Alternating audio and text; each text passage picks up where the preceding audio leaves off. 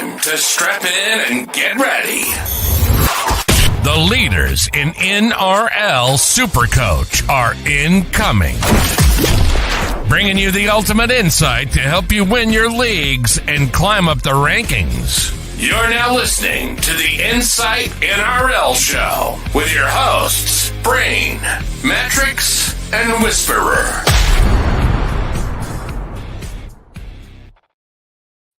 Yes, g'day guys, and welcome back to the Insight NRL Show. Round 7, it's in the books. It's done and dusted. We've got another round behind us, and we're here to talk about everything round 7, all the winners, losers, and in between. I'm the SC Brain, and SC Mattrix is with me tonight. We've got no Josh.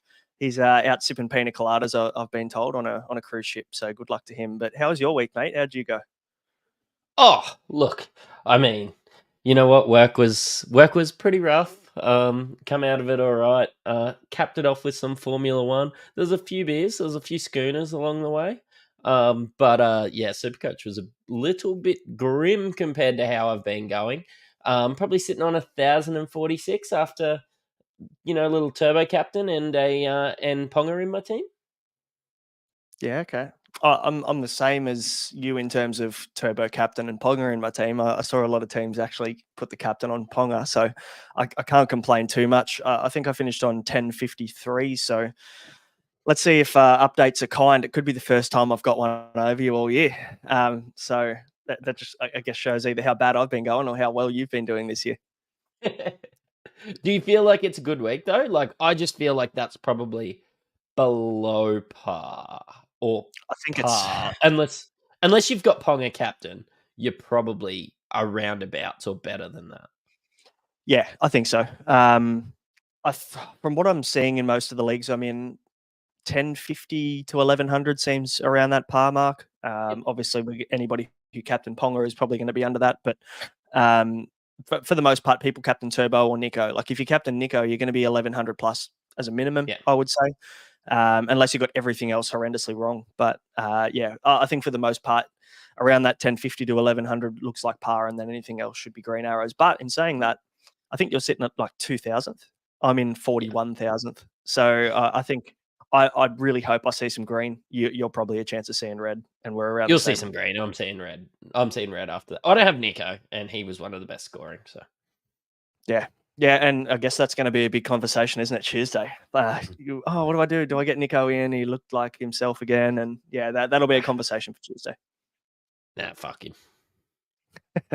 Yeah, I mean, if you've got SJ, it's probably a pretty safe move to just hold on to him and ride that draw for a little bit longer. But yeah, if we see a little bit more of what Nico did this afternoon and we keep seeing that for the next 2 weeks, it's going to be hard to ignore him for sure. Yep. We've got a few comments coming in, guys. Let us know. We're obviously live. Let us know how you went for the week just gone. Drop your comments in if you have questions about the week or potentially questions about next week. And let us know what you scored. We've seen some big ones in here. Brent leading the World Cup at the moment. He's 1163. Fisher with 1114. Cloud Capable with triple or quadruple one. 1103 for Aussie Windsock.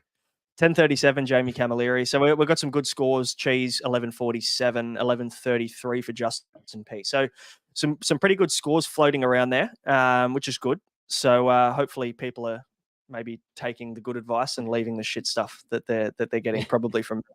I put a post up on X or on social media this week, basically saying that Nico wasn't a permanent captain option anymore. So for anybody who wants to for that one, and I'd happily take beer or something as a bribe or as a thank you for the old reverse jinx. Guys, hit subscribe and like if you like the comment and you want to stick around. We would appreciate that, and of course follow review for audio as well. Now that we are doing a little bit of a promo, you can notice here that I've got an Insight beanie on. Mattrix has got the Insight hat on. It's backwards, but it's all good. It's you can see the Insight logo on the front there. We've also got some shirts made as well. So we're doing a little bit of a promo to kick things off. And all you need to do to win is give us a 5-star review on Apple Podcasts. So very simple. Hop over to Apple Podcasts, give us a 5-star review, leave a comment so that we know it's you. Otherwise, we can't tell. So leave a quick comment on what you like about the show, or maybe just give us some shit if you really want to. But as soon as you do that, you'll go in the running to win either a shirt, beanie, or a hat And pretty simple. And if you want to get multiple entries in and you really want something and you want to win, you can get up to 5 entries if you go and do the same thing across all 5 of our podcasts. So that's NBA, NBL, BBL, AFL, and NRL, the 5 different channels there. So for up to 5 entries you can get, and we'll be giving away 1 piece of apparel or clothing every single week for the next 4 weeks. So stay tuned. One of them will actually be a pair of my undies. Hey, that's worth probably twice as much as what we paid to get the apparel done. So I'm sure I can think of a few people off the top of my head that would pay for that. Now let's dive into the games, shall we? To kick things off, the first game of the round, the Thursday night, we had the Roosters losing to the Storm 18-12. Now, obviously, I guess the top scorer in this one, Eli Katoa, I feel pretty good or vindicated after going early on him last week when he didn't perform. Now he's obviously top scored. But I'll tell you what, this could have been much bigger, Matty. He had like -14 and negative points. Yeah, and I don't think he's going to do that every week. He looked really good. Obviously, Hughes and Munster looked okay as well, but I just think Eli Katoa could be a season-long keeper, and I hope I don't jinx it just by saying that. Just such a good line runner. We've been chatting about it. Maybe a Sean Lane from 2 years ago, something along those lines for Supercoach. And yeah, I think those attacking stats are coming. And yeah, without the -14, touching 100 there. Yeah, it was a good game from him. Obviously set up a lot by Jerome Hughes on that right-hand side. So they're forming a pretty good combination now over the last couple of years, which is great to see. So good for Eli Katoa stocks, but also good for anybody who jumped on Jerome Hughes nice and early. So well done to those people. Sean Bloor with the 68, Joey Manu with the 68. You're a Manu owner. Yep. Are you happy or disappointed with that? Watching the game, I'm happy with how many points he got. Looked like he couldn't, was sort of struggling to get involved there. I know it can be hard in the centres when they don't go that way, but I expected after a more dominant performance last week that they would find Manu. And you know what? Hopefully Trent has a look at that and goes, well, you know what? We struggled in this one. Like, really, the scoreboard doesn't show. The Storm were pretty dominant in this one. It'll look if they got Manu involved more, maybe that could have changed. So. And I think what we saw was Manu doing a bit of roaming as well, or kind of floating out the back. I think at one point it kind of looked like Teddy was kind of floating around the right-hand side and then Manu on the left. So they're letting him roam freely, which they should do for someone like Manu who just needs the ball in his hand. But Teddy might even miss next week with that trip. I Manu think he got cleared of that. I think Did he's he? right. I think he got fined. So. Of course he did. Okay. Well, that's a shame for Manu owners because you probably would have been stoked if Teddy missed some time. Trust me, I've researched the Teddy thing a few times this week, being a Manu owner. So pushing the page, trying to see the judiciary report. Gus Crichton also 52. You can't really be upset with the 52 with the amount of cash that he's going to make. A lot of people jumped on with the negative break even, and when you get plus 50 with basically no attack, you can't really complain too much, can you? Yeah, that's 70K, 50 points on the board. Congratulations to Gus owners. Mm-hmm. Yep. What else have we got here? Not really any. It was a bit of a bludger of a game, this one, really. Thursday night football, I swear, should just be scrapped because I feel like every single Thursday night game, no matter how good the quality of the team, they just end up putting up an absolute poo slinger of a game. I don't know what it is about Thursdays. Well, I mean, it was probably one of the closest when you have a look down that list. It was the closest one this weekend. Really enjoyed watching it, as long as I didn't check my Supercoach scores. But one that we should two we should chat about is Terrell May, 37. Do not rage trade or anything like that. 37 is completely fine from a front row forward. He was nearly one of the highest scoring front row forwards in this game. So chill. I've seen a bit of hate on Twitter about that. You got to take that. Hey. Yeah. I mean, you look at his minutes. He only played 30 minutes in comparison to a lot of the games in the past where he scored well. He's played 50 plus minutes in those games. So that's maybe the question mark. But again, when Lindsay Collins had an absolute fucking cracker of a game. So to be fair to Lindsay Collins, you're not pulling him off to get Terrell May on the field. JWH played 41. And then Nat Butcher only played 54 on an edge, but he rotated through the middle a little bit as well. We saw Radley and Crichton play 80. And then Naff White played 40 minutes as well. So, it seems like it's a little bit of a lottery how Trent Robinson's going to use this rotation of forwards. And we said this in the preseason, yeah. It's kind of like maybe we forgot that there's a lot going on there with this forward pack. So you can't be surprised every now and again when Terrell May plays less minutes than you expect. No, yeah, that's completely fine there. So don't panic. Hold on to Terrell. And I know you're a Harry Grant owner. Talk us through it. I'd rather not. 56. Didn't get the try assist that I was really hoping that he would get. I mean, realistically, you look at the kick that he put in for Coates. Coates had to do all the work. So I'm fine with it not being a try assist, but I've seen them given this year, and I've seen them given in previous years, and then just randomly they haven't given it. So, yeah, that is a little bit frustrating, especially when Nico Hines turns one inside to Tom Hazelton. Hazelton runs fucking 50 metres sideways and palms off 3 blokes and scores a try, and they give Nico the try assist. I think that might get pulled off. It might. If it does, I won't be angry, even as a Nico owner. Yeah, yeah. I won't be angry even as a Nico owner if that gets pulled back as well, because at least then you get a bit of consistency, which isn't really what we've seen much of. Pappenhausen 52 as well. I feel like this could have been 152 any other day. Like he seemed to be in everything, but he also made a few uncharacteristic errors. So yeah, not what you'd expect from Pappy. But Joe Chan, I'll tell you what, if you were worried about Joe Chan, the AE nightmare this week, you kind of got off lucky, didn't you? Yeah, I traded him out a couple of weeks ago. So, yeah, but like 42 off the bench, yeah, you got to be stoked with that, especially when you're having a look at your Talagis of the world out there. So, yeah, that's right, exactly. Shout out to Big Mickey Dell. I think the AFL boys might even be live at the moment. So Mick's hosting the AFL show, and he got 1,208 for NRL. And we were talking earlier. I got 2,038 in AFL, and he got 1,208 in NRL. So we're just going to swap for this week, just to see how things went. But that's a huge score. And we've got Hamo in the chat as well, currently sitting at the airport waiting for his flight, trying to find a way to blame me for his score. I'm just still waiting for the thank you for telling him to play Hughes this week. So feel free to send that through when you want, Hamo. Anything else to mention on this one, mate, or we move on to the next one? Just expect some cash drop from Cam Munster. He's somebody that I've been looking at. Scored 37, had a break even of 90. Going to start dropping some cash. Yeah, we could probably wait a couple weeks, even in the dire. Like, there was some garbage points, which we'll chat about from some 5/8s, but in the dire 5/8, Munster's still a wait. Yeah. Let's move on. Dragons 30 beat the Warriors 12. Big upset in this one. I mean, look, is it really an upset though? We knew that the Warriors playing away from home, it's a bigger challenge for them. They obviously don't play their best football when they're not in New Zealand, but the Dragons at Wynn Stadium, Lomax, Ben Hunt, they keep delivering every single week. Yeah.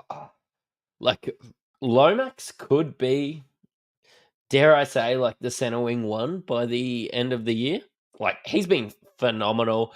Dragons have been scoring points, so he's getting those goal kicking points. Even in the centers, he was good. That one that he ripped from the air about 3 minutes into the second half, that's exactly what you want from players on your Supercoach team. Just effort plays.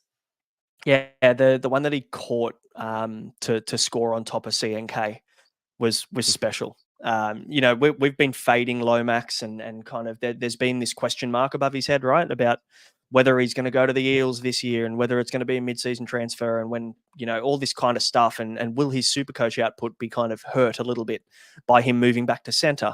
And I bought into all of that. And whilst he didn't get 100, he still scored 82. And if he averages that for the season, I think he's definitely a grab. But the problem is now, what's he going to be next week?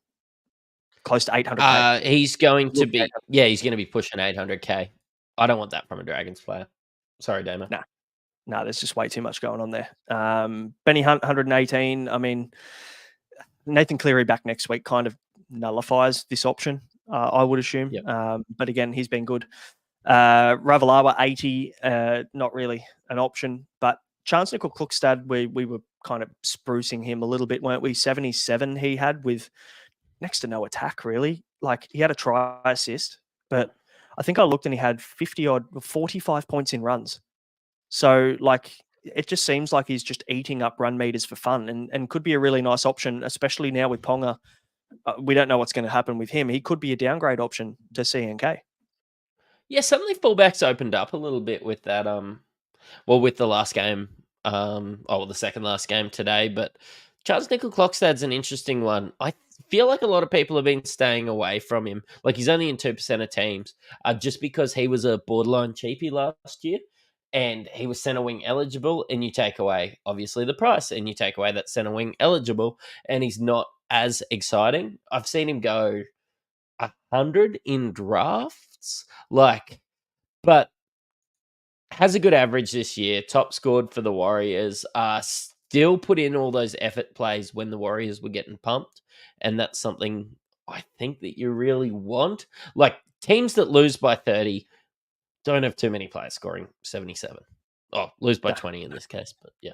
Yeah, that's right. No, not at all. Definitely a good option. I think the base is there for CNK. Could be a good shout. But there's another player we'll be talking about very soon that I think is probably a better one, that might be bottoming out in price. So we'll save that one for the next couple of games. But AFB with another 73. He's been quality. He's probably been the front row forward one this year, up till now. And I mean, if you told me you're bringing in AFB this week, I can't talk you out of it.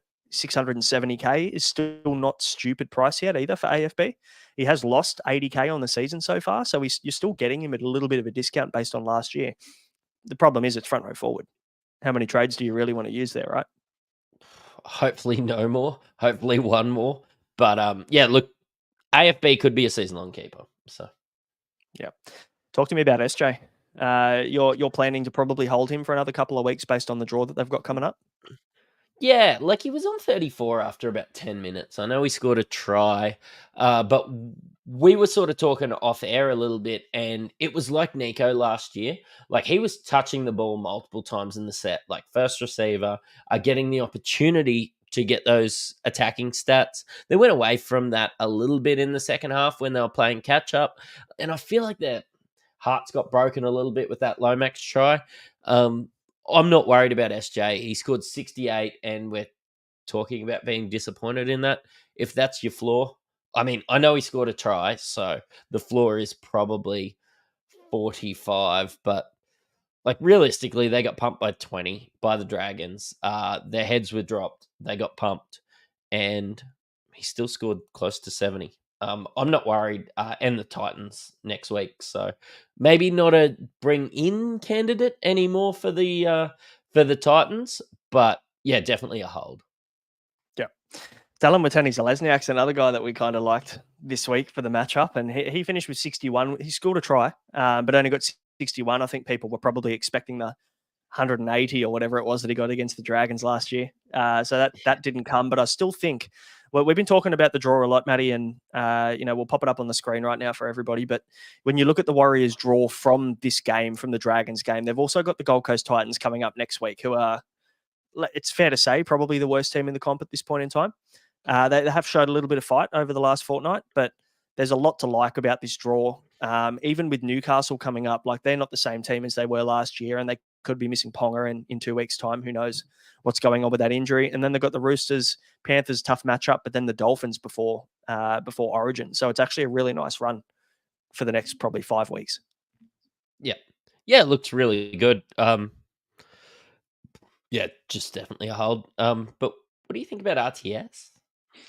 I'm a little bit worried, to be honest. I mean, if I didn't have other fires to put out this coming week, I'd toy around with potentially upgrading him to a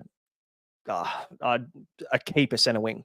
I initially thought that maybe he was going to be a guy I could just plug and play every single week, but I'm actually starting to lean towards the fact that he might not be, purely because they said at the start of the year he was going to be roaming, and I actually haven't seen much of that yet this year at all. No. And I know that they were going to give him some time to work into things, but fuck, man, like, it's just so frustrating to watch when he doesn't go looking for the ball. And all their attack is going right at the moment. He's catching a cold on the left-hand side. Are you an owner as well? Yeah, I'm an owner. I've had him for a little while. Nobody's putting their hand up right now to say this is a massive upgrade. Unless you're going the downgrade route and banking some cash to upgrade elsewhere, I think he's definitely a hold for the next couple of weeks. But I need to see some more attacking stats and just that involvement. Yeah, it's the problem is like they had so much success down the right hand side last year, right? They had that SJ to CNK to DWZ cutout ball to the right, and that had so much success, and it has again this year. And it seems like Jackson Ford's getting a lot of ball on the left edge. So it's kind of like RTS really isn't the focal point of that left side attack. So yeah, that's a little bit of a concern. But again, you don't move him on before the Gold Coast Titans match up because you just don't know how that's going to play out. And I think that's a one that you just want as many warriors in as possible. Kind of like how we attacked it with Manly this week. So yeah, he's a hold for another week, and we'll work it out next week or the week after, I think. What else have we got here? Not really anything. No real flops. I mean, Tamari's a flop. Tamari's a flop. I bought him this week. I actually ended up boosting out Taylor and May when I found out May was going to be out. I boosted him to Tamari Martin because I only had used 2 boosts up until then. So I used my 3rd boost to get him in, just chasing a bit of cash because I felt like I was a bit behind cash gen wise, like total value wise. 29 obviously went completely missing for the first half. I think he was on 4. So 25 in the second half's okay. Realistically, if he can put 2 halves like that together, he scores 50. So I'm not overly worried about it, especially in the flogging. You didn't take the leap on him, did you? No, I don't have Tamari, and big Tamari fan, but just couldn't get around it being boost worthy. So yeah, that's fair. There's a few comments coming in trying to work out what the highest score is that people have seen this week. Brent's miss has got a 12-11. Isn't it funny how your missus team always does better than your own team? Funny that mine doesn't. Yeah, you've had a good year, that's why. Ethan Malone saw a 12.30 in his league. Mitchell Finch saw a 12.57 in his league. I must admit, I swear I saw a 1300 in the World Cup league. If I have a look through, someone scored 1300. I think it might have been Michael. But yeah, anyway, we can move on to the next game. What do we got? We've got the Eels getting absolutely bent over backwards by the Dolphins. And as a fellow Queenslander, you can have a chat about the Dolphins here. Yeah, look, it was a Parramatta home game, and I don't know why you would take another Queensland team up there if you had the choice. I'm not sure exactly what goes on behind closed doors, but yeah. Jack Bostock, 131. I mean, not a lot of people, I feel, played him this week, but that cash gen just keeps on rolling if you've got Bostock and Plath, to be completely honest. But look, the Dolphins aren't going to score 44 every week, but yeah, there was a lot of attacking points coming out there. Yeah, that Bostock, selling Bostock 2 weeks ago, I went Bostock to Eli Katoa because I needed Bostock's cash to get to Katoa, and he got 40 odd and 85. So I'm not overly upset about it. But then when Bostock peels out of 57 and 131, I feel like I'm way behind, and now I'm also behind on cash. And Ian Johnson in the chat I've been trying to find it and also pay attention to what Maddie's been saying, which is a challenge. 1347 from Michael in the World Cup. That is monstrous. Yep. That could take out the score of the week if there's no snipers. Yep. That is huge. Well done. Well done to Michael. Maxi Plath as well, mate. 94. He had a cracker of a game. Obviously scored 2 tries. With a break even of 13, he's going to make some very nice money, probably 70, 60K. He will now probably be closer to 400K though. So is that less enticing for you now, 2RF58 dual? Yeah, 100%. Like, we really liked it. And we probably should have looked at it, to be honest. But once we were having a look when he was 5/8 eligible, and then he got suspended, so everybody forgot about Max Plath. We, of course, didn't expect this to be the bloodbath that it was. But yeah, realistically, I don't think you can take the plunge at 400K. But yeah, I think that 400 to 470 is at value for him. So yeah. What else have we got? Fuller had an awesome game in his first game at fullback as well. So, I mean, there's not enough time for him in that role to be Supercoach relevant, but it's nice to see him play some good footy. I think we knew he was going to be capable of that. So good on him. Jeremy Marshall-King, though, is one that I'm watching quite closely. 79 in this one. When you look back at the first 5 or 6 games that he has played, he's averaging, on the season, he averages 61.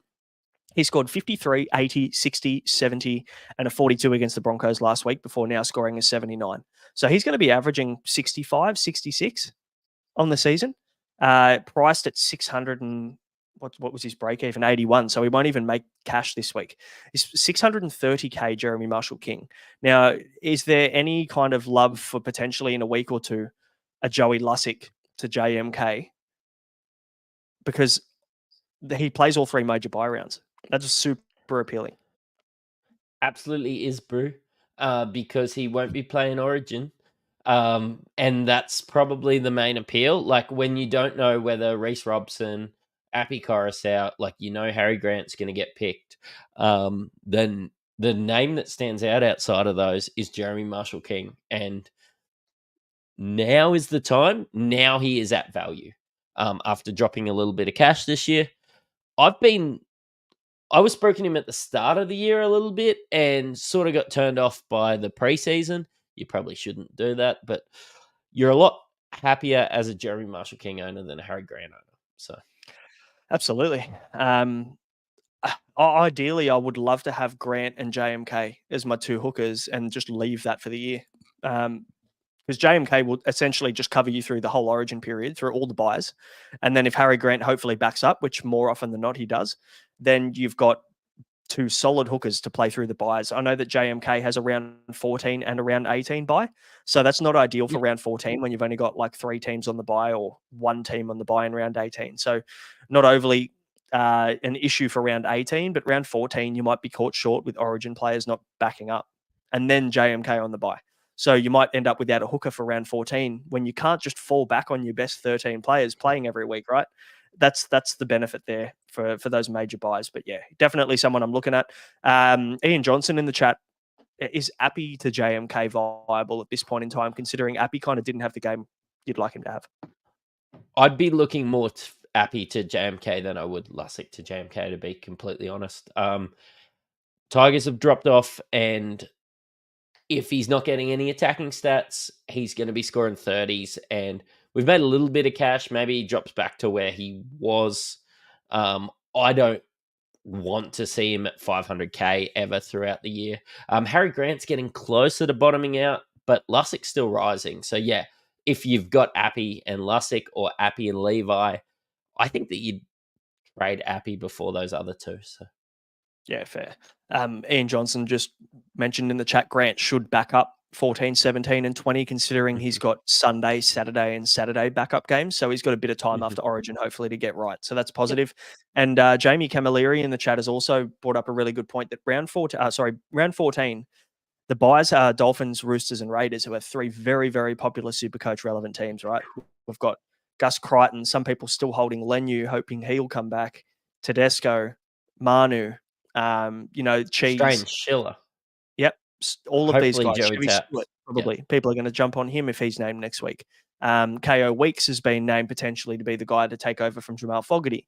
So there's so much relevance here that, yeah, you could be caught very short if you end up with too many of those guys. So yeah, plan ahead for sure. And we'll probably do a separate episode, I think, in the next maybe 3-4 weeks, with a bit of buy planning. Talking about what our plans are for the 13, 16, and 19 major buys. So stick clear for that. Not really any other relevance. Jermaine Asarko's starting to bottom out. He's 138 break even. He's going to drop a ton of cash even with what did he score? 58. So he's going to drop a bit of cash, but is he really still relevant on the right-hand side? I don't think I'm even interested at 650K, which is probably 3 weeks' time if he bottoms out. So I'm not seeing that involvement. I think the Eels were really bad, more so than the Dolphins being fantastic, or maybe there was a lot of Dolphins fans in the stadium and they lifted a little bit. I know that you've probably heard me saying this about the Dolphins for 2 years now, but realistically, the Eels were just awful. Like, there's inflated scores. They were bad. They were very bad. Yep. So that's enough about the Dolphins, but I guess with the Eels, Sean Lane, 64 with a try. I mean, I'm not sold on that. Like the 64 is nice, but the try with the line break, that's 27 points. So you're looking at what's that? A 37 base power in this game, which just isn't where I'd want it to be for Sean Lane. See, I knew that from Sean Lane. Like, he scored a lot of tries the years that he touched, 600, 700 K as well. At least they're going to him a little bit more. So let's just see how it goes. I'm definitely not panicking on Sean Lane yet. We've got bigger problems. Yeah, for sure. Zipping Manelli in the chat asking what the average score was this week. Probably 1050 to 1100, mate, I think. Dylan Brown, 60. I mean, he's probably bottomed out in price now. Time. Yeah. That try at the end was a killer. That broke my back and my heart. I've got him in fantasy, so I was kind of on the fence. Like, I was like, oh, yay. Oh, no. So as a non-owner in Supercoach, I take Supercoach way more seriously than the other formats. But yeah, he's bottomed out in price. So 630K, this is the cheapest you're probably going to get Dylan Brown. 150K off his starting price. So if you really want to jump back on, I mean, I don't necessarily love it. I think I'm just going to wait until Mitchell Moses is back before I consider a move back to Dylan Brown. But I mean, for anybody who jumped on Tamari Martin, that might be a nice little ticket back up to someone like a Dylan Brown at some point in the next month. Yeah, I don't know if he's going to rise too much. I don't think he'll touch 700K, say, in the next 3 or 4 weeks. So, yeah, look, if you're paying 650 for Dylan Brown, that's phenomenal considering we were all okay with paying nearly 800. So, yeah. Joey Lussick continues to find attacking stats. He's got another try assist in this one, 51 points. A lot of people that played him this week would have been stoked. I mean, he's still got a little bit more cash to make, right? Like, we can probably ride this cash for now another couple of weeks. I thought he was going to start to approach his top end around this 420 mark, but break even of 17, he scored 51, so that's another 30K roughly. And then that gets him up to 440. And then potentially, if we can get another decent score out of him in the next fortnight, he could get kind of close to 500K, and then you can upgrade him. So the question mark becomes, do you use him as an upgrade if you've already got Harry Grant? So I know you don't, but you've got Appy. So are you looking at just one premium hooker this year and using the other one as a cash gen? Because we've got Jaden Brayley now to think about. Yeah, I think so. I don't think I'm okay with playing Appy every week now. That's the problem from what we've seen this week, and I know we're going to talk about it in the next game, but yeah, maybe a Lussick to Brayley and just keep on getting cash gen out of your second hooker could be fine, because no hooker's been setting the world on fire realistically. So just playing one of them each week could be completely fine. Burn a couple trades, make some money. But yeah, Joey Lussick is still a couple of weeks away from topping out. So yeah, for sure. 2 more players to talk about for the Eels that are very relevant. Clint Gutherson looks like he's been carrying a knee injury or some swelling to the knee or fluid in the knee, I think it was, that has to be drained relatively regularly. I think he had that MCL surgery through the off season, so he's obviously had some pretty chronic knee issues over the years, and it looks like it's starting to hinder him again. 33 points in this one. Didn't goal kick the whole game either. I think he took 1 goal kick at the end of the game. But if you're an owner of Clint Gutherson, is it time to jump off now with so many other options? Like, you can make cash going Gutherson to Reece Walsh. Yeah, that's worth the trade for me. You tried Gutho. I was one of the people that was spruiking Gutho. Didn't go there myself. But of course, yeah, it's not even injury news. He just looks injured while he's out there. And, whether you start limping around a bit more when you're down 40, I don't know. But he looks cooked at the moment. I'm going to need to see a bit more before I even start considering Gutho. Oh, 100%. I think if you've got him, you need to get off. He doesn't look the same. He's definitely not at full fitness. It's a toss-up whether he goal kicks or not. I mean, Sean Russell shouldn't be goal kicking. Fucking hell, just give the tee to Jermaine Hopgood or something. Like, make it Supercoach fun, please. Yeah, give it to Sean Lane. Maybe I'll hold him then. But yeah, I'd be getting off Gutho. What about Blaze Talungi, though? What do we do with him? Because he got 12. He only played 20 minutes, I think, at the end of the game. AE nightmare material now, if he continues with this bench role, or do you see him coming back into the starting side? Well, I see him coming back into the starting side with the Cat 1 HIA, the mustard, Dijon RC. So And even like he's been playing fullback in Cup, so even if Gutho gets injured, he could find him. Gets more injured. If they decide to put him on ice, I don't know. If you decide to sit him because he's not making the team any better, does Talagi even get a fullback role? I don't know. I just think if you held Talagi, you're going to be holding him for the next couple of weeks. Just wait and see what happens. So yeah, for sure. Adam S. Gutho passed on the sideline kicks but took the penalty in front. Tell us you don't like Gutho without telling us, Adam. Which I'm in the same boat. I'm not a Gutho fan at all either. But yeah, so that's I guess that's the Eels and the Dolphins, and it's nice to see the Eels lose. I'm a big fan of watching the Eels lose. Sorry to the Eels fans out there. As a fellow Western Sydney boy, there's a bit of competition there, and I can't see the Panthers lose because it just never fucking happens. But wouldn't mind seeing the Eels get flogged. And Brent knows that I hate the Gutherino. It's like the worst thing that the NRL's ever seen. So leave that there. Let's talk Panthers and the Tigers. 22-6, Panthers winning this one. We'll talk Supercoach first. Zay Yo, like, fuck, you cannot go wrong with this guy. Insane. Like, no, how has he been all year? he does it year on year out, really. But boring pick, yes. Origin as well.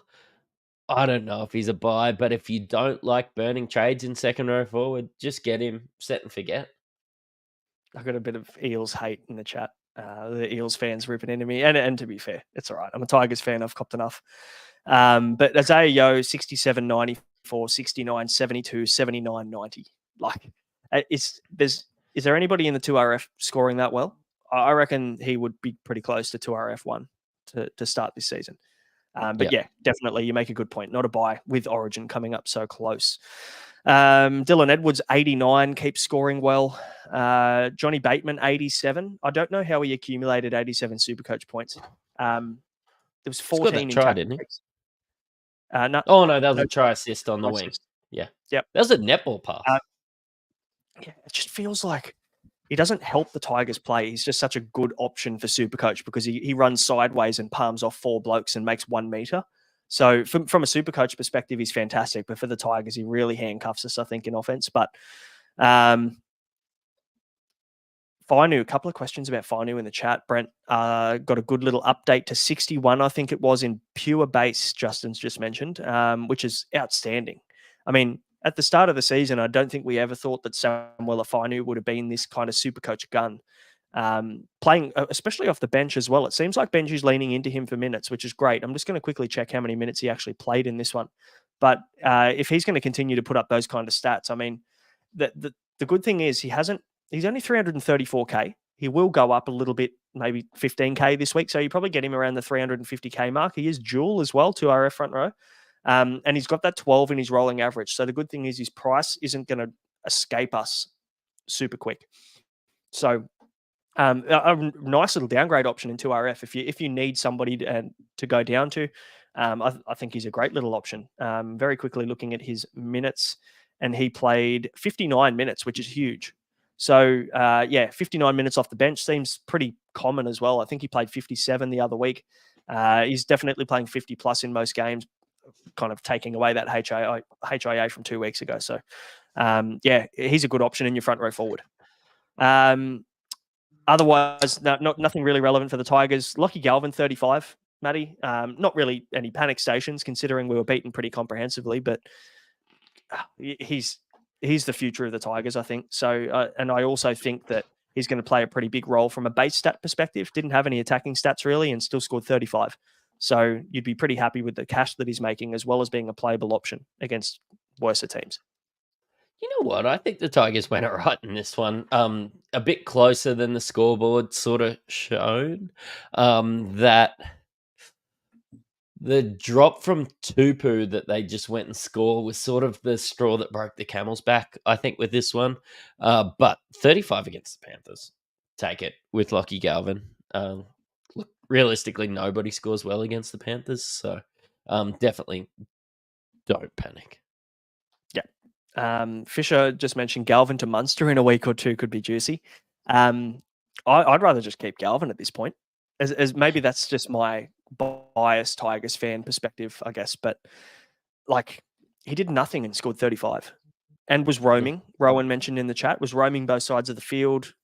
The kid's super confident. He's only going to get better. I think this is probably the worst we're going to see of Galvin. He's played fucking 5 first-grade games. Because you can play him on matchup. Like, yes, get excited at hooker about having JMK and Harry Grant. But realistically, are you ever playing 2 hookers? And now that I look at 5'8", this year, I don't think realistically I'm ever playing 2 5'8". Like, I could have Galvin all year. Yeah, don't hate it. I mean, 5'8's been awful all season.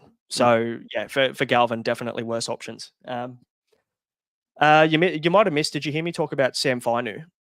Any love for him? I mean, front row forward, dual second row. Like, I don't think you'd really want him too long in your 2RF. But, fuck, he'd be a nice little front row forward too.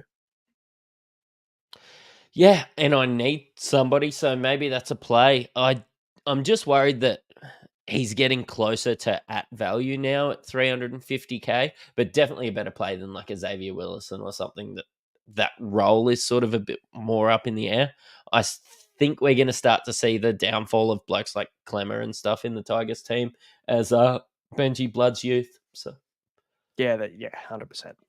More of a maybe experience, guide, mentor the young fellas kind of couple of seasons, I think, ahead for Clemmer and guys like Bateman and Isaiah Papali'i hasn't looked himself, but he's scored okay for Supercoach. He's just become a tackle bot. They just don't use him in attack at all, which is super disappointing, but he'll get you 55 to 65 every week. So we talked about Isaiah Yeo, Edwards. James Fisher-Harris scored a try in this one for 85. Taruva continues to score tries on the right wing. How fucking filthy would Brian To'o be this year? Just catching a cold on the left wing, watching Taruva just eat meat every week. I mean, he's a chance of winning his 4th championship in about 5 years, so I don't think that he's getting too worried about it. He still gets paid the big bucks to not do too much. I'd nearly rather be To'o than Taruva, to be honest. But maybe that's just less work. Yeah. Less work, more pay. They keep the ball away from To'o as well, just because he's such a good meter eater out of their own end. So they just kick to Taruva every single time because he's a smaller body. So yeah, he does nothing and gets paid well and gets to party when they win premierships. So he's having fun. Alamotti was good in his first game. Obviously, 72 points in this one, scored a try, replacing Taylor May. That's all up in the air around how that's going to play out. No idea. But again, we just watch week by week and see what happens with that one. But he was out for personal reasons. Yeah. So what's going to go with Taylor May though? Did you hold him? No, I traded him weeks ago. So, oh yeah, cool. Which is great, I suppose. When I see all this, I think if I've still got him, he's still a little bit of a hold for me. Like legit, you're going sideways to somebody like Alamotti. So yeah, just hold him. Don't play him. You probably don't need to play a 400k center wing. It's just we expect more because of his last name and because we've seen him touch 700k, and he has been one of the best players in the game on the wing. But yeah, you can play him on matchup later on in the year, even if he misses a couple weeks. So Isaac Tungor scored 58 and has a break even of 156. So he's going to lose about 90k this week. So he'll drop back down to about 680 and probably have a really high break even again next week, considering he still has a 32 and he's got a 32 in his rolling average now and a 47. So he's going to have a monster break even again next week. He could be a really nice pickup in round 9, 10. And the Panthers play the first major bye as well, round 13. So he could be a really nice little target there as a downgrade, along with a couple of other guys we'll talk about very soon as well. Liam Henry, 27, not really AE nightmare areas. Some of us that have Hughes and Curran in the front row forward are going to have to play Henry next week when the Bulldogs are on the bye. So prepare for that. But mate, that's half the game's done. Very quick shout out to the Standard Squeeze, long-term sponsor of the show. If obviously you're sick of breaking glass bottles and your beers are going warm because you leave them too long, or maybe your coffees get cold in the morning when you're getting the kids ready, the Standard Squeeze have got everything that you need in store to help you drink responsibly, but also conveniently. Their products are also made from food-grade quality plastic as well, so you can measure the perfect pour with their combo packs in case that you need to drive and you know how much that you've drunk. You can go to their website, thestandardsqueeze.com, and use the code IFS15 and you can get yourself 15% off everything in store. And a special shout out to the owner, big head honcho of the Standard Squeeze, Ash. Congrats to Ash and his partner on the birth of their baby girl a couple of days ago. So shout out to Ash and hope the family's all well. Yeah, I'll drink to that. Absolutely. Mate, there's not many things you wouldn't drink to, is there? I'll tell you what, I had a few during the Formula One today. That was elite. So. Yeah, nice. Never been something I've gotten into, Formula One, but give me a rough... Survive. Watch Drive to Survive. It'll get you involved. That's it. Okay. It's the best documentary I've ever seen since David Attenborough. Oh, big. Okay, that's a big call. All right. Yeah, massive. That is huge. All right. Now we've got the Titans. That's got very, very close against Manly. I tell you what, this could have been the upset of the week. Imagine if everyone's picking all of these amazing Manly Sea Eagles players because they want to attack the Titans matchup and then they get dusted. Would have been a shambles. Read into it what you will, but did expect the Titans to step up a little bit, having, like, Des knows all these players inside and out. Like, if there was ever going to be an upset, it was probably going to be this one. And it proved right. Look, trust me, it wasn't a big enough hunch to not put the C on turbo. But dare I say they looked a bit better with Tanner Boyd out there too? Like, kick-wise, he didn't look as much of a passenger. He looked scared to get involved in those first couple of weeks. He looked all right. He looked more aggressive, didn't he, with the ball in his hand, which is obviously positive for the Titans. They scored a lot of points. It's never been a matter of can the Titans score points. It's can they keep the opposition from scoring more than them? And usually the answer is no. And again, exactly the same thing here. Saab 96, Turbo and Fafita 86. Very popular captain option, Turbo. Was he the highest captain player this week? Yeah, I think he was. I think it had to have been close. 86 for him. He got downgraded 1 point, and I was devastated. So he was 17.6% captained. You really needed those 2 points? I needed all of them. Yep, every single point. Have you seen how I'm going this year? I need every point that I can get, okay? David, I don't think devastated something I've ever heard about one for 1 point. Yeah. Let's talk David Fafita, because there was a question in the chat. I can't remember where it was. It was a few minutes ago that asked, is it time to buy Fafita? Now, he's bottomed out in price. His break even was 91. He scored an 86. So he's going to be $7.95. I think that's as cheap as we're getting him. But with Origin coming up, is it just enough of a deterrent for you not to buy him? I mean, that's what scared me. And, like, obviously he had a better game. Did you know he was best mates with Tanner Boyd at high school? So obviously he had a better game this week because of that. No, he's somebody that I am looking at. When we were talking about Isaiah Yeo before, the whole time I was just thinking, yeah, like, I understand what you're saying, but I'd rather just get Fafita and have that attacking upside and have maybe a captainable option. Like, is there ever a good matchup for the Titans? Maybe not. But he's going to score 130, 140 at one stage throughout the year. Isaiah Yeo is going to punch out 80s all year. So it depends how you like to play Supercoach. But yeah, Fafita's on my radar.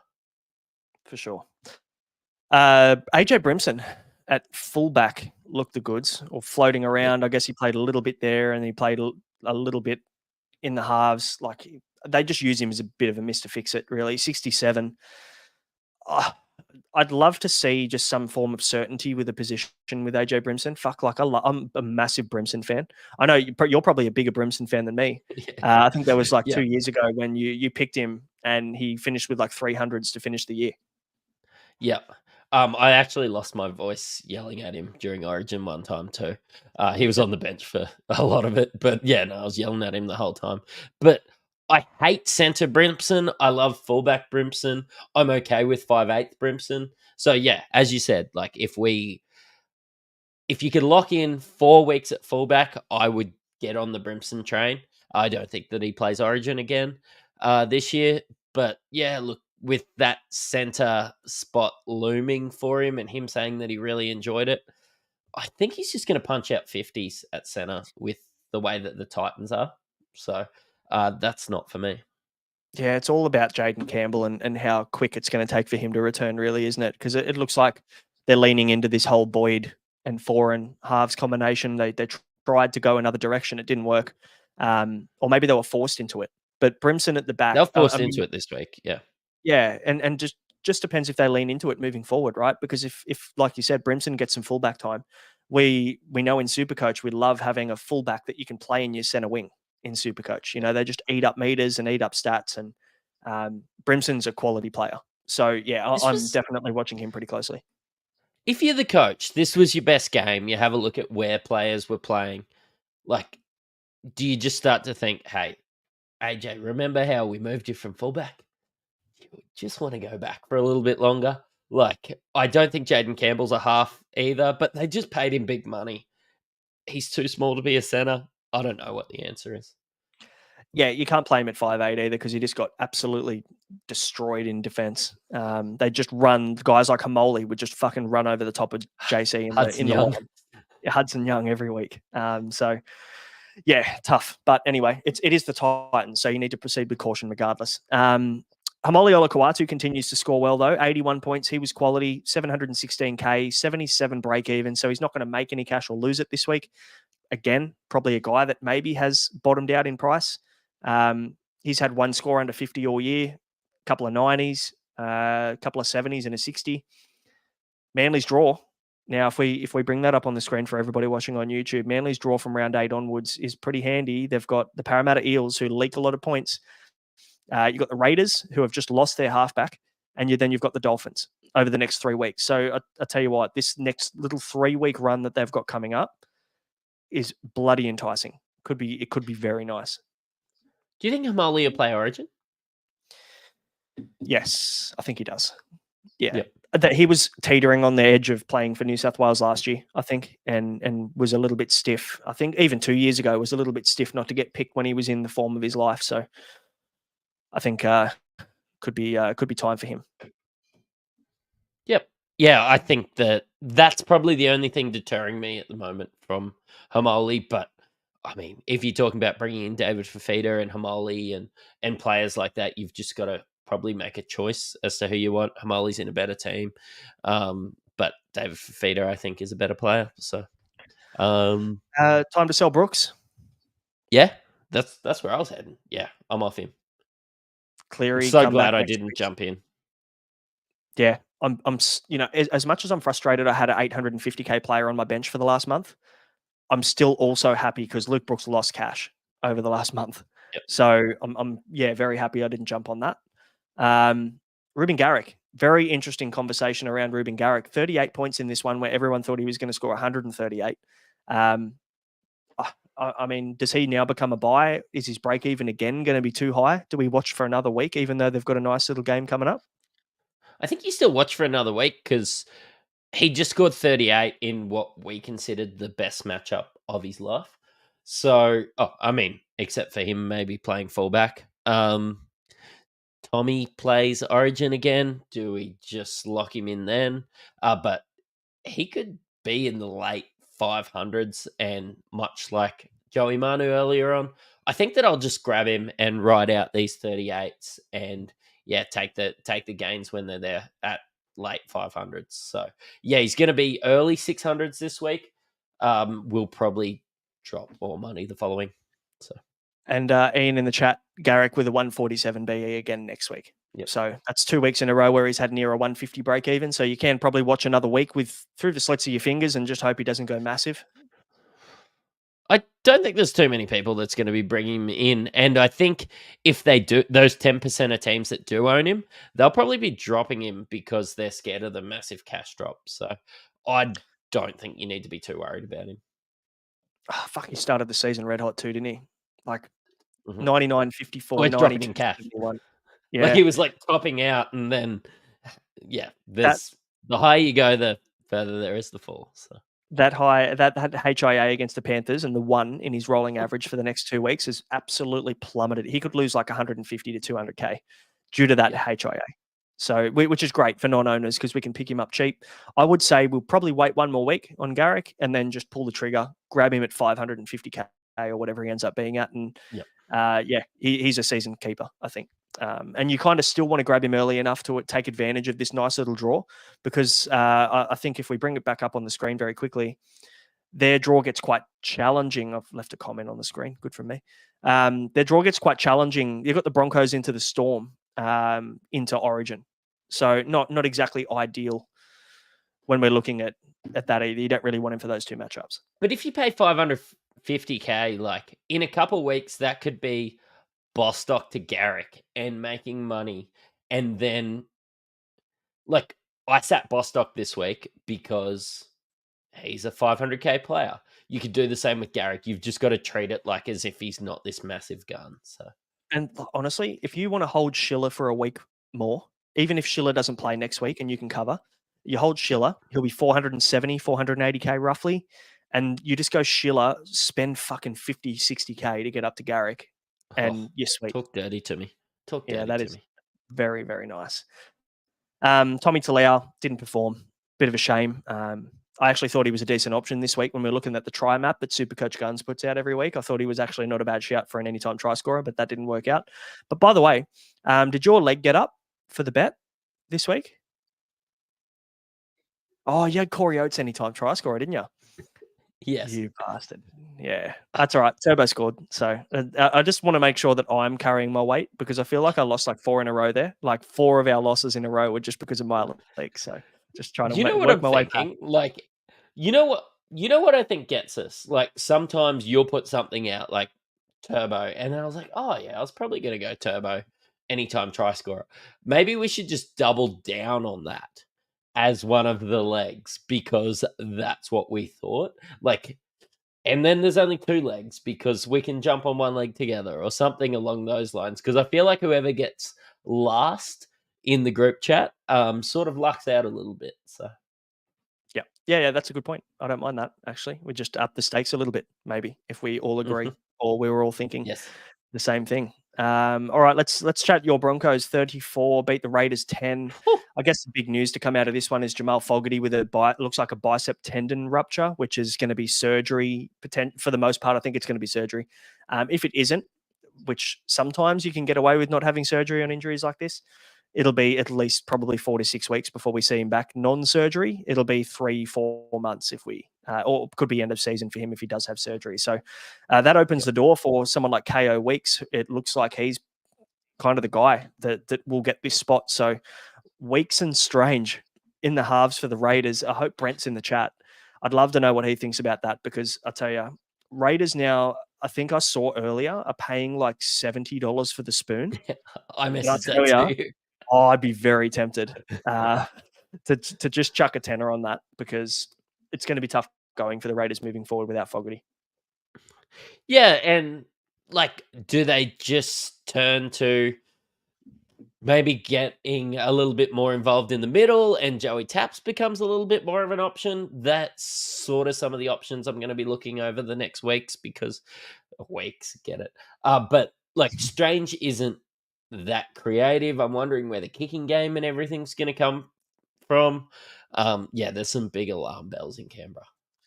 I'd say Strange probably ends up just being a hold now, purely because he will get a lot of the kicking and a lot of the playmaking. I think he's the one that's the more experienced player. Or he's basically been around this year a little bit more than Weeks has.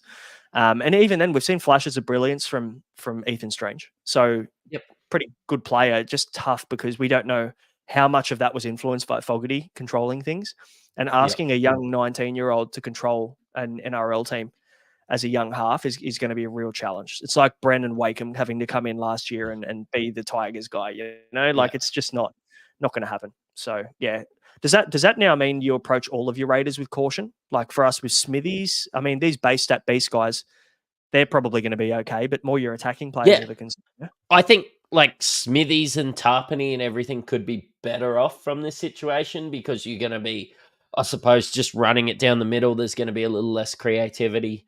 Because Fogarty's the organizer. Like, I have never seen that from Weeks.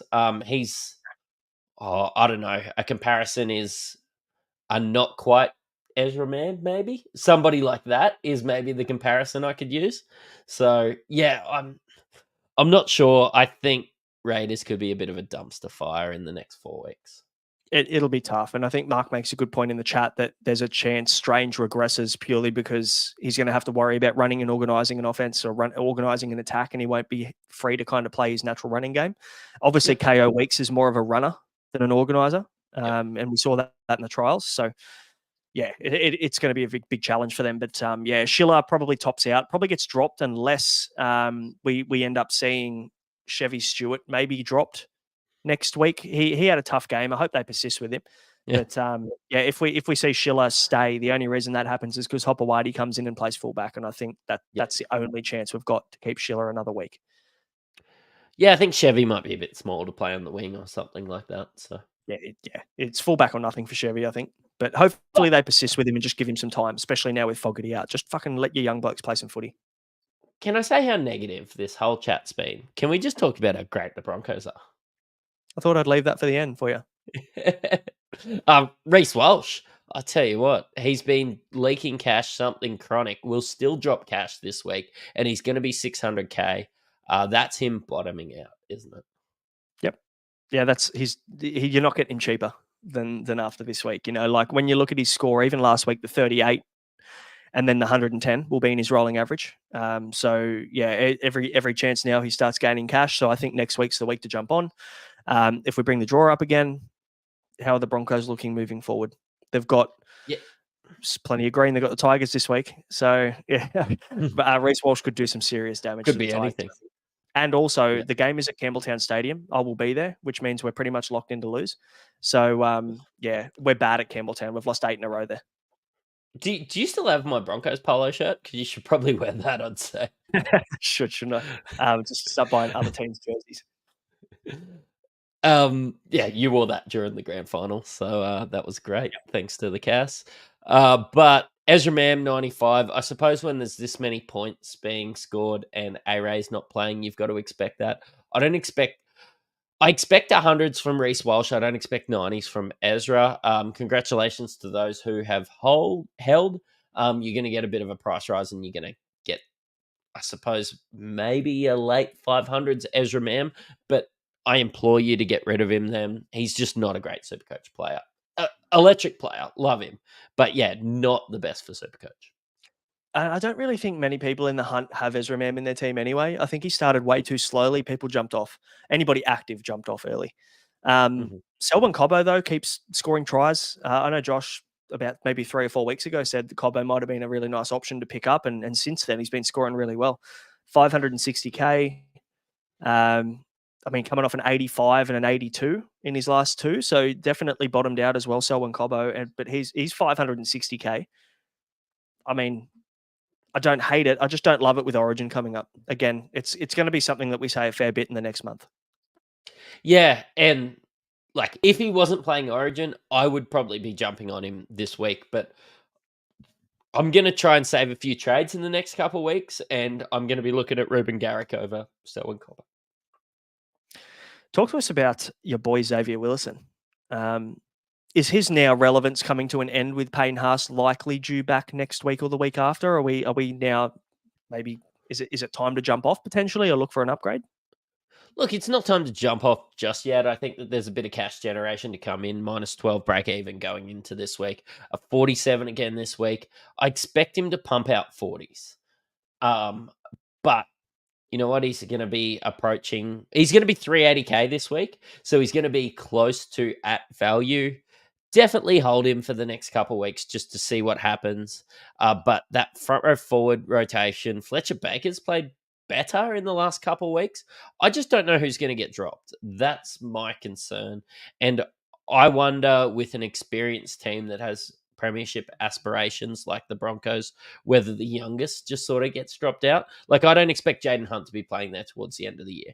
So, like, sort of feel the same way with Willison a little bit. He's getting blooded. I think we nearly need one of these other front row forwards to drop out before we start to see, 40 minutes of Willison consistently. Yeah. And Shorty in the chat mentioned we obviously don't like wishing injury upon anybody, but if Jensen did find his way out of this team, imagine Xavier Willison and Payne Haas starting. Oh, imagine that two-headed beast running at you. Oh, I tell you what, Billy wouldn't know which way to pass it. hey, just pass it to one of them. You can't really get it wrong, really. But yeah, Reece Walsh, big target. Don't get trapped by Mam, I guess, is the message. And again, let's just reassess on Tuesday on what we do with the Raiders assets, because yeah, we might be able to hold a few, but I think a couple are coming to the end of their cash. And yeah, let's just see what pops up, because we could get a couple of Raiders cheapies next week. Chevy on the bubble. Not that he'll make much cash, but then you've also got a KO weeks with an extended run in this team. So it could be, yeah, a very interesting watch for the Raiders. I think they're weirdly like holds without plays, if that makes any sense. Like, I don't think I'm going to be trading them out in the next week, but I don't think I'll be playing them next week. It's just a wait and see. Yeah, good call. Let's talk Sunday's games now. Bulldogs 36 beat the Knights 12. A little bit of heartbreak in this one for all Kalen Ponga owners, RIP, especially the captainers. We dodged that bullet, luckily, but this was never actually a really good matchup. This was actually quite a tough matchup for Ponga. If you look deeper at the numbers, the Bulldogs are actually the second best team at defending fullbacks in the competition, which you wouldn't really expect. But yeah, KP obviously succumbing to that injury. It looks like a foot injury now, in addition to the hip pointer that he had last week. What do we do with him? Like, I mean, let's just say he gets named next week, right? But there's still this lingering issue of these injuries floating around. Is he a trade now to Walsh? Is that too obvious to make that move? Yeah, I think he's a trade out. Even if he wasn't a trade out, like if he'd just scored a 30 or something, when you have a look at the games going forward for Walsh and even Ryan Papenhuyzen, to be honest, if you have a look at the draw for those blokes and them sort of bottoming out, like, we all know that we're probably going to go back to Ponga when he's healthy, but he's got hip pointer, he's got foot issues. Even if he's named, I was actually a bit off the Knights. Like, obviously that hip pointer wasn't right. And I think that they brought in Gamble because he can play a little bit of fullback if possible, whereas Cogger probably couldn't. I don't know. Where's the duty of care, really? Like, yeah, just call it early. Just, he's your superstar player. He's your franchise player. Just rest him a week. It's against the Bulldogs. You got pumped by 25 anyway. Yeah. I know Ponga would have been begging to play, but yeah, not for me. Yeah, he definitely needs a bit of time, I think. And this injury, if you missed it at the start of the show, this injury seems, the foot one, sorry, not the hip pointer. The hip pointer is just a pain management issue, so that's just that's fine. But this foot injury seems to be a rare ligament issue, not a Liz Frank, but something else that's quite rare that isn't seen too often, which immediately is alarm bells all over the place. When you hear rare and injury in the same sentence, it's just not a good thing. So yeah, well, we'll keep an eye out on team lists on Tuesday, but yeah, if every chance that he isn't named, we move him on, I think. Kai Pearce-Paul, great again. He's 75, but a bit of junk at the end there. Yeah. You got to take it. Like, he was good even without that junk. Like, if he's punching out 50s and we paid $355 for him, I don't really see a world where I'm trading out Kai Pearce-Paul. Realistically, he could be my second row forward 5 come the end of the year. I actually just love watching him play. Even like, this was disappointing with Ponga, and of course the Bulldogs, let's not take it away from them. They were pretty good, but yeah, I could just watch Kai Pearce-Paul run all day. He's a gun. He's a weapon. You said 2RF4. I'd happily just have him as my 2RF3 or 2 and just let him fucking run amok. Like, you look at his fucking scores over the last few weeks, he's gone 67, 65, 50, 82, and 75. Like, that's keeper numbers. But we don't even need to worry about moving him out. He's going to continue to make cash, 28 break even, so he'll make another 40K this week. Happy days. Just enjoy yourself with him. Jaden Brayley, 54. So his price has bottomed out as well. He had a break even of 16 at 310K. So he'll go up to about 330 now. Does he now become a buy? Because this is as cheap as we're going to get him now. I don't think it's worth a trade from Lussick. I think it's worth a trade from Danny Levi. Look, I like the idea of getting in Brayley, but I think you need one keeper and one guy to get this cash generation. If Lussick didn't score that really good score last week and score 50 this week, then we would be talking, everybody would be going Lussick to Brayley, much like everybody's going to go Ponga to Reece Walsh. So I just think if you've got Levi, then get on Brayley and just keep riding it up. If you've got Appy, look, even drop back down if you're going guns with Appy and say Harry Grant, for example. But I just am aware that some people are going to go Lussick to Brayley, and I think it's the wrong call. So Phoenix Crossland sort of dropping out of there a little bit. The wingers didn't get a lot of love in this one just due to Ponga being out. Like Marju without Ponga is maybe a 400k bloke. So yeah, even if he drops to 550, I think that we're going to be staying away from Marju. I was just sort of saying that Marju without Ponga is maybe a 400k bloke, and I'm probably going to cop a bit of slack for that. No, I think you're pretty close. 400 maybe not, but from what we've seen from him, fuck, he's been non-existent. I mean, we kind of blamed last week for him being on the right? But I mean, Dom Young scored fucking how many tries last year on the right side at the Knights? Yeah. Like, it's not like it was the end of the world. And now he's back on his favoured left-hand side, and I know Ponga wasn't fit. But the base just isn't there for Marju. And I think that's the biggest concern for me. We're used to Marju dropping being a the ball left, right, and center. Every time I looked up at the screen, he was dropping it. So he's getting negatives as well as not getting the usage he was getting. Yeah, you could not interest me in Marju at the moment. I was keen last week if I saw enough this week, but I didn't see anywhere near enough this week to even think about it. No, not a chance. But again, maybe this is a conversation we're going to have in 10, 12 weeks' time when he's completely bottomed out and he starts to come good again and Knights start to click. But at the moment, Knights look fucking pretty ordinary, to be fair. Yep. What about the Bulldogs, though, mate? Like, do we need to start taking them a little bit more seriously? I mean, if you told me at the start of the year, would you take the Bulldogs seriously if Matt Burton touched 800k? I'd probably say that's never going to happen, but it's going to happen in 2 weeks' time. And that's wild. It's insane. We're a year late on the Matt Burton call. Last year, we were talking about massive. Yeah, tough. Selman asking in the chat, I know a couple of others have as well, when the last games are updated, probably like fucking midnight tonight, I reckon. Usually wake up in the morning and all of the scores are updated. So that's usually your best guess, I'd say. What else? Reed Marnie. Reed? Stop it.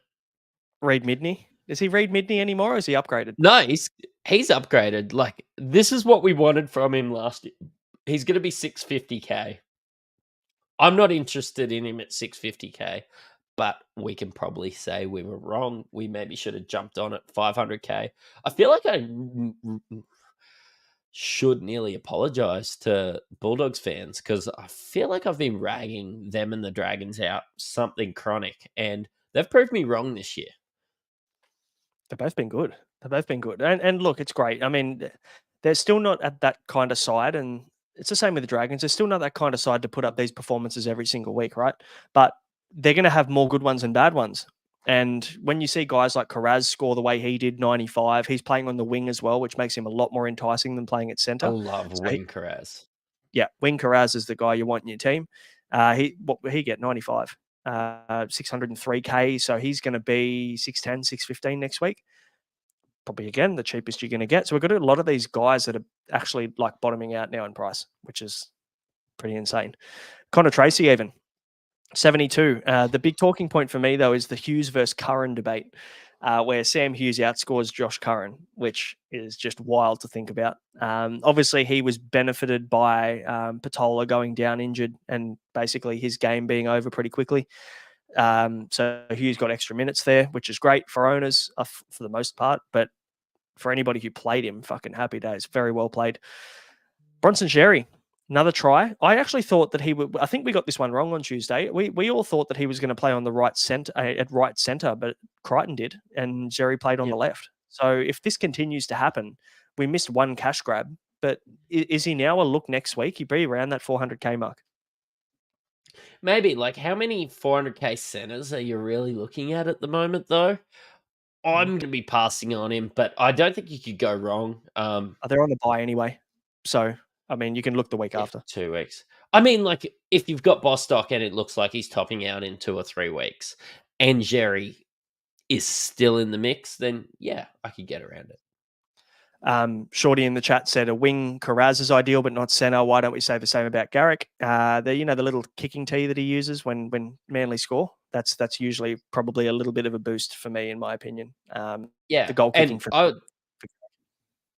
and Garrick seems to get it, and it doesn't make it out to the wing, whereas Carraz seems to just sort of, I don't know. They just seem to. They've got better wingers, I suppose.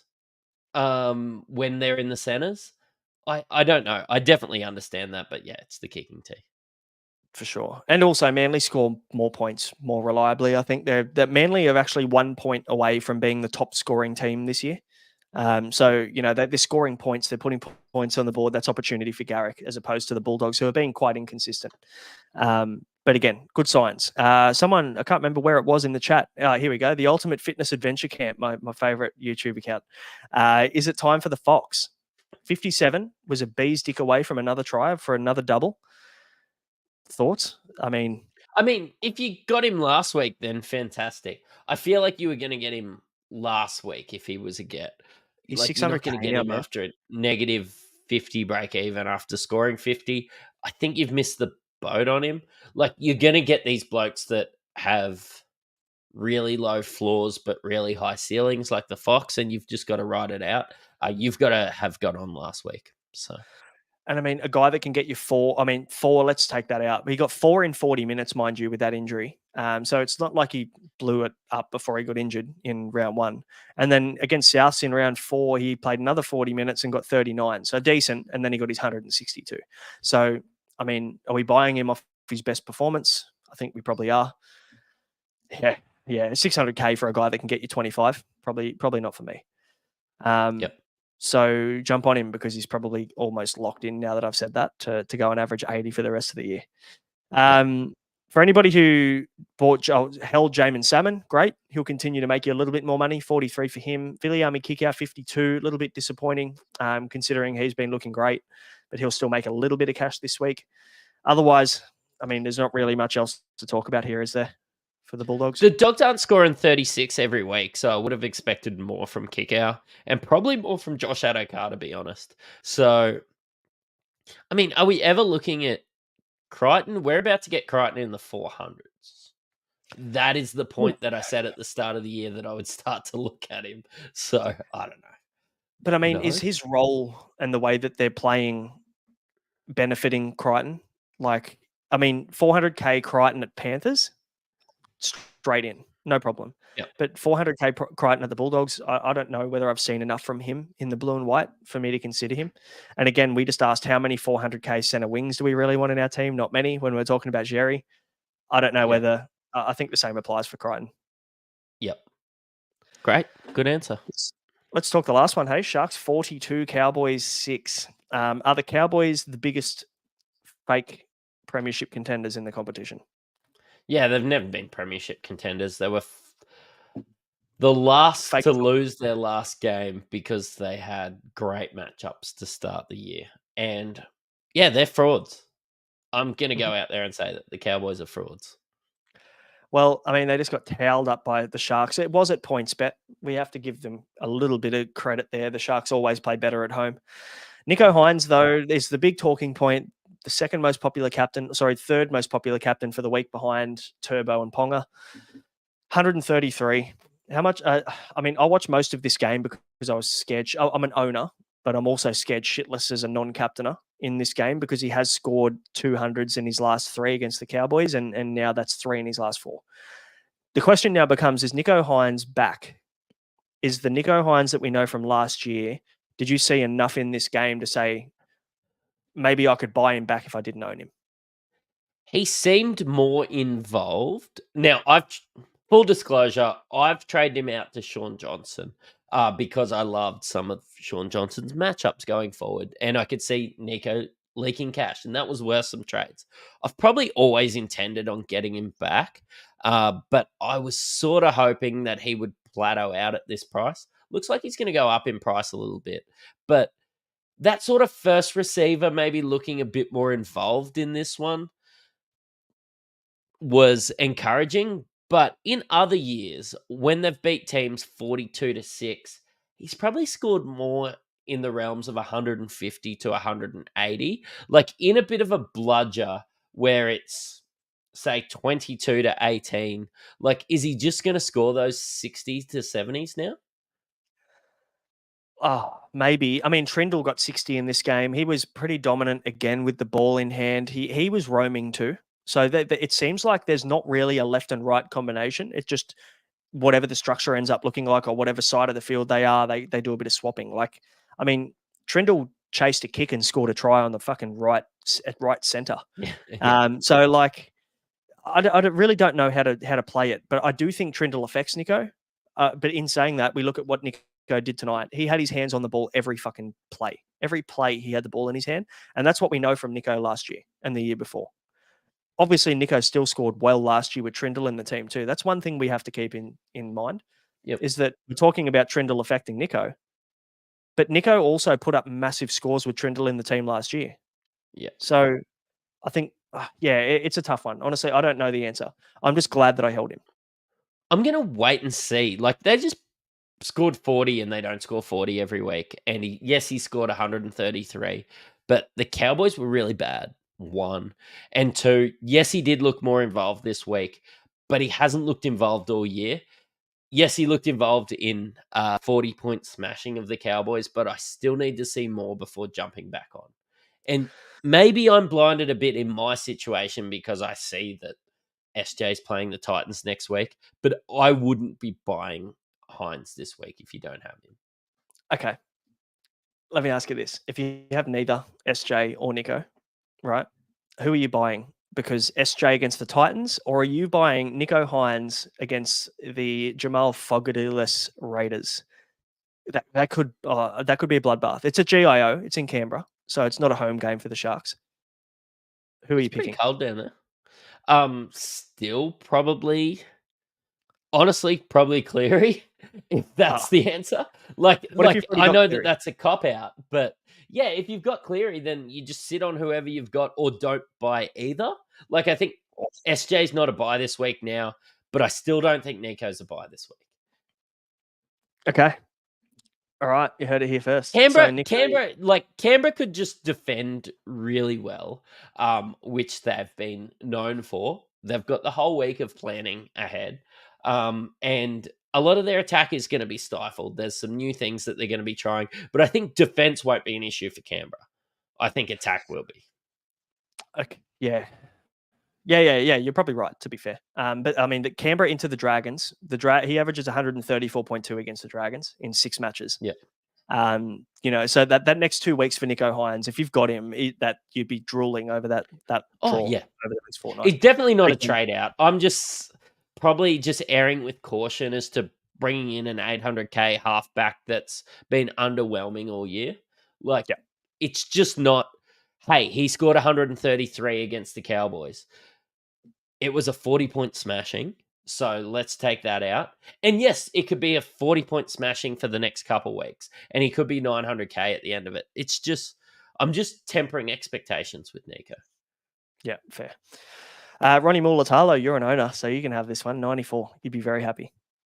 Yeah, I'm happy. He just keeps scoring tries. There will be a point where he scores 15, and I'll be sad. But right now, I'm happy because they're 90s.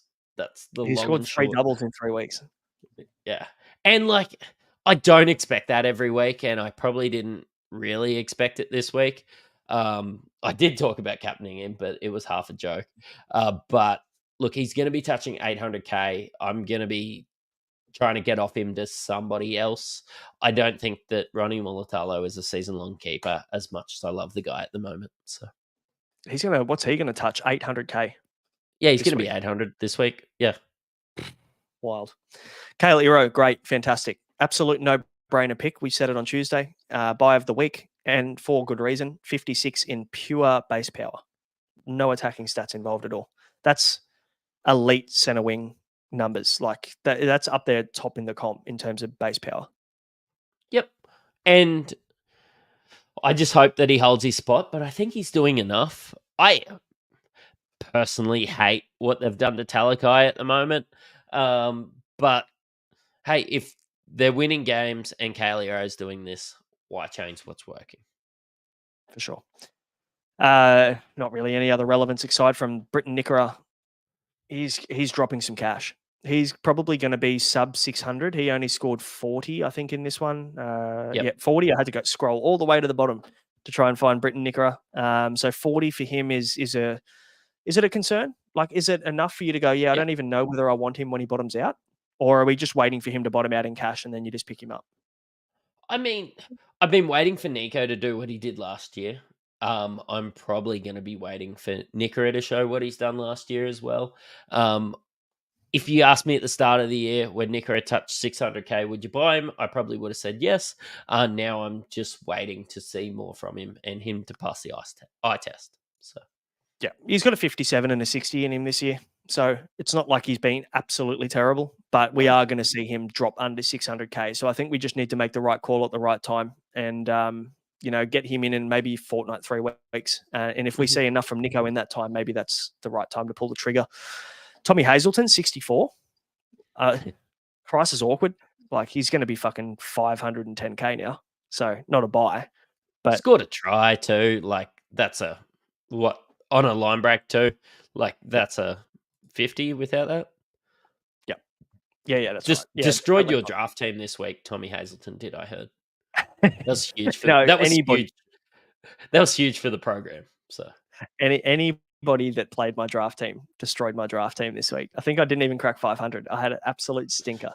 And I actually don't mind my team either. It's just didn't work for me this week. But yeah. Not really anybody of relevance to talk about for the Cowboys. Cotter 59, Drinkwater 56, Valholm 61. Valholm scored a try off a kick as well, so I didn't get the line break from that one, but only one conversion as well. So 61 with only one goal kick and a try without a line break. I don't know whether it's panic stations yet, but the price isn't exactly ideal.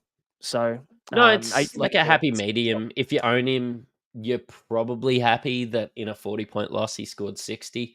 If you don't own him, you're happy because he didn't score 100. So. And I think we need to remember the Valholms, and this might answer our friend, the Ultimate Fitness Adventure Camp's question on if Valholms is a sell. The next 2 weeks might be tough. Oh, sorry, the next week might be tough. They play the Panthers next week, but it is up at QCB, so it's at home. But then they've got a nice little 4-week run of Dolphins, Titans, Souths, Tigers.